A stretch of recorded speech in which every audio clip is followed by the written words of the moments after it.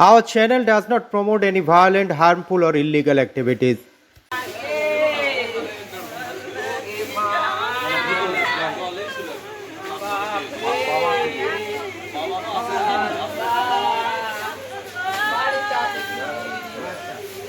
কি শুনলেন তো? অসহায় মায়ের সন্তান হারানো আর্তনাদ। এই আর্তনাদেই গত কদিন মালদার মানিকচক ব্লকের ভুদনি এলাকার বাতাস ক্রমশ ভারী হয়ে উঠছে। বাঁধ ভাঙা বন্যায় মৃত্যু মিছিল সেখানে। গত দুদিনে মৃত্যু হয়েছে ৩ জনের। তার মধ্যে রয়েছে ২১ বছরের প্যারামেডিকেলের ছাত্র রোজ শেখ, ষষ্ঠ শ্রেণীর এক ছাত্রী হেমাঙ্গিনী মণ্ডল এবং সুমন মণ্ডল নামে এক দুধের শিশু। ভুদনি থানার পুলিশ মৃতদেহগুলো উদ্ধার করে ময়নাতদন্তের জন্য মালদা মেডিকেল কলেজে পাঠিয়েছে। কিন্তু প্রশাসন জাগবে কবে, এই প্রশ্ন তুলেই ক্ষুব্ধ গ্রামবাসীরা। আমাদের পশ্চিম নারায়ণপুর মহেন্দ্রটোলা কলোনিতে বন্যার জলে একটি 11 বছরের মেয়ে স্নান করতে গিয়েছিল। স্নান করতে যাওয়ার ফলে সে গর্তেতে পড়ে যায় এবং বন্যার জলে সে ডুবে যায়। ডুবে যাওয়ার ফলে যখন আমাদের গ্রামবাসীরা এবং আমরা খবর পাই, তখনই আমরা সেখানে ছুটে যাই এবং যাওয়ার পরে আমরা তখনই এনডিআরএফ টিমকে কল করি, কিন্তু এনডিআরএফ টিম আসেনি। না আসার ফলে আমাদের গ্রামবাসীরাই জাল নিয়ে এবং নৌকা নিয়ে এবং সাঁতার কেটে কেটে খোঁজাখুঁজি চালু করার পরে আমরা প্রায় 1 ঘন্টা পরে তার মৃতদেহ পেয়েছি এবং পাওয়ার পরে আমরা হসপিটালে নিয়ে এসেছি। হসপিটালে নিয়ে আসার পরে ডাক্তারবাবুও বলে দিয়েছেন যে তিনি মারা গেছেন। এবার আমি বিশেষ করে এটাই বলবো যে মারা গেছে সে খুবই গরিব ঘরের মেয়ে, পড়াশোনায় সে ভালো ছিল, তার বাবা হচ্ছে কৃষক। এবং সত্যি মর্মান্তিক ঘটনা। একটা ইয়াং ছেলে ইঞ্জিনিয়ারিংলি বিকেলে বেরিয়েছিল বন্ধুদের সাথে দেখা করার জন্য, ভালো স্টুডেন্ট, এবং যখন বেরিয়েছে তখন হয়তো সেই রাস্তায় জলের ফ্লো কম ছিল এবং ফেরত যাওয়ার সময় তখন জলের কারেন্ট বেড়েছে রাস্তার উপর দিয়ে।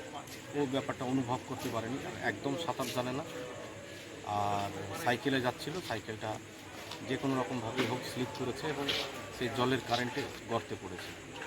এবং বহু সংখ্যক মানুষ এলাকার তাৎক্ষণিকভাবে ওকে বাঁচানোর চেষ্টা করেছে, কিন্তু শেষ রক্ষা হয়নি। আর যে আমরা শুনলাম যেটা, যে চোখের সামনে যে ছিল সেও সাঁতার জানত না। তো পরিস্থিতির মোকাবিলায় বিপর্যয় টিম ছিল, কিন্তু খবর দেওয়া আর তার বিপর্যয় টিমের কাজ করা এগুলো তো একটা সময় সাপেক্ষ ব্যাপার, এবং একটা মানুষকে জলে পড়ে যাওয়ার 2 মিনিটের মধ্যেই আর ফিরে পাওয়া খুব মুশকিল হয়ে যায়। সেক্ষেত্রে একটা বিরাট বড় লস বললেই চলে। আর বন্যা আবার বেশ চারিদিক থেকে জাঁকিয়ে ঢুকেছে, আর গঙ্গা যেহেতু ভেঙে গেছে ওই পাড়টা, তো সেক্ষেত্রে জলটা বাড়ছে। সুরক্ষিত থাকার জন্য আবেদন করব মানুষকে, আর অবশ্যই যেনারা সাঁতার জানেন না নিরাপদ স্থানে থাকুন। প্রশাসন সর্বদা সহযোগিতার হাত বাড়িয়ে দিয়েছে, নৌকা বা বোট যে প্রয়োজনীয় জিনিসগুলো রয়েছে সেগুলো আছে। আর পরশুদিন বিষয়টা নিয়ে আমাদের ডিএম সাহেব তদারকি করেছেন এবং সমস্ত লাইন ডিপার্টমেন্টকে বলেছেন সহযোগিতার হাত বাড়িয়ে দেওয়ার জন্য।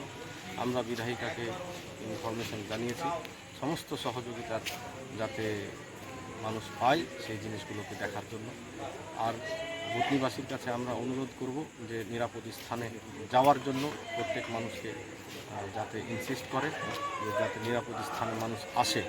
বিশেষ করে গর্ভবতী মা যিনারা রয়েছেন তাদেরকে নিরাপদ স্থানে আসতে হবে। স্টুডেন্টদের পরীক্ষার বিষয় নিয়ে যিনারা দায়িত্বে রয়েছেন তিনারা পর্যবেক্ষণ করেছেন এবং ওনারা স্পট ভিজিট করেছেন যে কোথায় কীভাবে এই পরীক্ষাগুলোকে ঠিকঠাকভাবে নেওয়া যায়। সমস্ত রকম এই ফ্লাড সিচুয়েশানে যা যা করণীয় সবই প্রশাসন করছে, আর প্রশাসনিক কেবলমাত্র পাশে রয়েছে।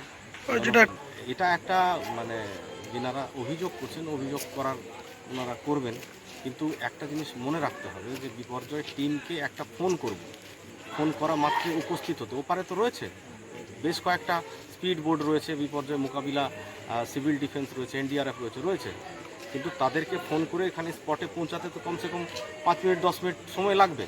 তো সেই সময়ের মধ্যে কেউ সেই জিনিসকে আর অপেক্ষা না করে তড়িঘড়ি বাঁচিয়েছে, সাধারণ মানুষ ঝাঁপিয়ে পড়েছে, এটা হওয়া খুব জরুরি। সাধারণ মানুষের সহযোগিতা ছাড়া কেউ কোনো দিন সাকসেসফুলি কাজ করতে পারবে না। তো অভিযোগের কথা অভিযোগের মতো বলবে, কিন্তু বিপর্যয় মোকাবিলা টিম অ্যাজ ইট ইজ এলাকায় রয়েছে। দেখুন, একটা জিনিস খুব জরুরি আছে যে বিগত 2024-এও বন্যা হয়েছে, মোকাবিলা করা হয়েছে বন্যাটা, এবং এবছরও বেশ কয়েকবার জল ঢুকেছে। বেশ কয়েকবার জল ঢুকলেও আমাদের হেলথ টিম বলেন, আমাদের বিডিও অফিস থেকে সমস্ত রকম সহযোগিতা বলেন, আর আমাদের এনডিআরএফ, সিভিল ডিফেন্স থেকে মানে যিনারা ফুড সাপ্লাইয়ে রয়েছেন তিনারা প্রত্যেকেই তিনাদের কাজগুলো করছেন। এবং যথারীতি একটা জিনিসের খুব জরুরি ভিত্তিক প্রয়োজন রয়েছে যে মানুষকে একটু সচেতন হয়ে চলতে হবে, হাঁটতে হবে, এবং এই বন্যা মোকাবিলায় সহযোগিতা করতে হবে প্রশাসনকে। আর প্রশাসন যা আপনার প্রয়োজন রয়েছে সরাসরি আপনি জানান। ওখানে টোল ফ্রি নাম্বারের ব্যবস্থা রয়েছে, ওখানে আপনি ডিরেক্টলি যে কোনো আধিকারিককে যোগাযোগ করতে পারছেন, জনপ্রতিনিধির মাধ্যমে যোগাযোগ করতে পারছেন। আপনার যে বিষয়গুলো রয়েছে সেটা প্রশাসনকে জানানো মাত্রই কিন্তু সমাধানের পথ খুঁজে দেওয়া হচ্ছে।